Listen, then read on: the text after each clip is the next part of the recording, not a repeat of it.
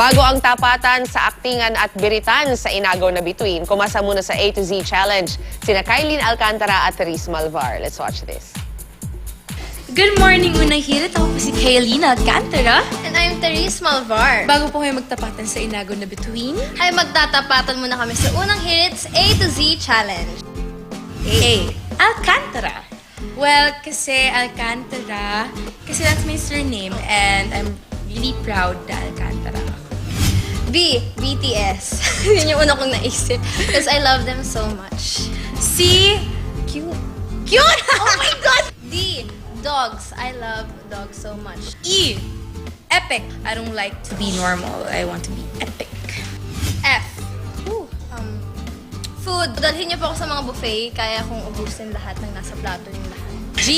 God, of course. Yes. Si God. Like, siya yung isa sa mga strengths ko. H. Help. Help. H. Help. Help me. Nahihirapan ako sa challenge na to. I. Inagaw na bituin! Yes! I Ano ba kayo lahat na inagaw na bituin?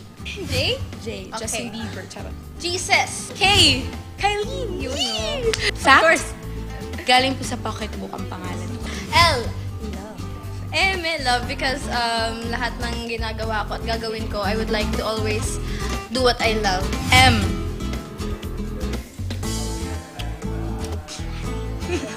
Huwag bigyan mo ba ng pera?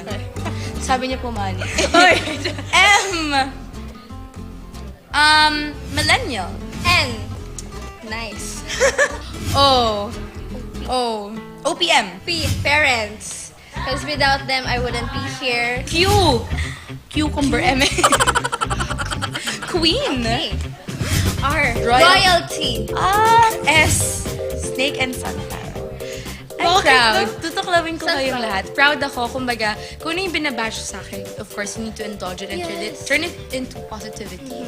So, you gotta indulge the snake na ibibigay nila sa'yo. And, yung mga sunflowers ko, tutuklawin ko sila ng pagmamahal and positivity. T. Therese. U. Unity. V. Lahat ng very. Joke lang. Very Boss V. energetic, very creative. Kapal. Very. Sige. Lahat ng very because I like to do things to the extreme. Pati mga rides to the extreme din. W. Wonderful.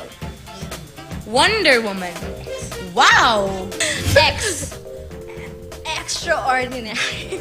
Y. YOLO. You only live once. Z. Zealous. Extreme. Yon, maraming salamat Unang Hirit. At abangan niyo po ang napakarami naming tapatan sa Inagaw na Bituin. Thank you, guys!